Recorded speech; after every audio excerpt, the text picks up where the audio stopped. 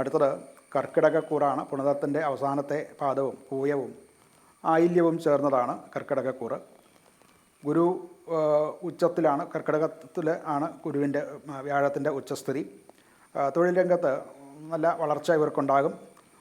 പുതിയ സംരംഭങ്ങൾ തുടങ്ങാനും അഥവാ അങ്ങനെയുള്ള അവസരങ്ങൾ വന്നു ചേരാനും സാധ്യതയുണ്ട്. പുതിയ ഉത്തരവാദിത്തങ്ങളുണ്ടാകും. പ്രവർത്തനം മൂലം ഉള്ള അംഗീകാരങ്ങളും കിട്ടും. ജോലിയിലും ഒക്കെ ആത്മവിശ്വാസത്തോടു കൂടി നടത്താനുള്ള അനുകൂലമായിട്ടുള്ള സമയമാണ് തൊഴിൽ സംബന്ധിച്ച് പറഞ്ഞാൽ. സാമ്പത്തിക രംഗത്ത് അഥവാ ധനപരമായിട്ടും പുരോഗതി ഉണ്ടാകും. പുതിയ ചില വരുമാന സ്രോതസ്സുകൾ വരാനുള്ള സാധ്യത കാണുന്നത്.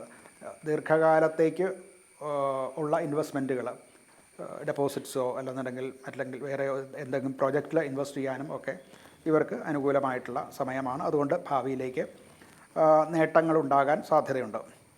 കുടുംബത്തിൽ സന്തോഷവും സമാധാനവും ഒക്കെയാണ്.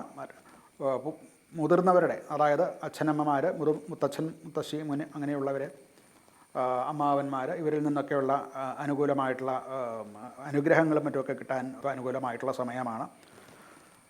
ശാരീരികമായിട്ടുള്ള ആരോഗ്യം, മാനസികമായിട്ടും ശാരീരികമായിട്ടും ഒക്കെ വളരെ ആശ്വാസം ലഭിക്കും. മുൻപ് ഉണ്ടായിരുന്ന രോഗമുണ്ടായിരുന്നവർക്കും ഇപ്പോൾ അതിൽ നിന്ന് മാറാനുള്ള ഒരു കാലമാണ്. ഇവർക്ക് ഒരു പരിഹാരം എന്നുള്ള നിലയ്ക്ക് വിഷ്ണു സമ്പ്രദായത്തിൽ ഉള്ള പൂജകളും വിഷ്ണു ക്ഷേത്ര ദർശനവും സഹസ്രനാമ ജപവും ഒക്കെ നല്ലതാണ്. അതുപോലെ തന്നെ അതുപോലെ വൈഷ്ണവാരാധനയോ അല്ലെന്നുണ്ടെങ്കിൽ അതുപോലെ വേദ സമ്പ്രദായത്തിൽ ഉപാസനയൊക്കെ ചെയ്യുന്നതായിട്ടുള്ള ഒരു ഗുരുവിന് വസ്ത്രാദി ദാനം ചെയ്യുക ഇതും വളരെ പ്രയോജനം ചെയ്യും.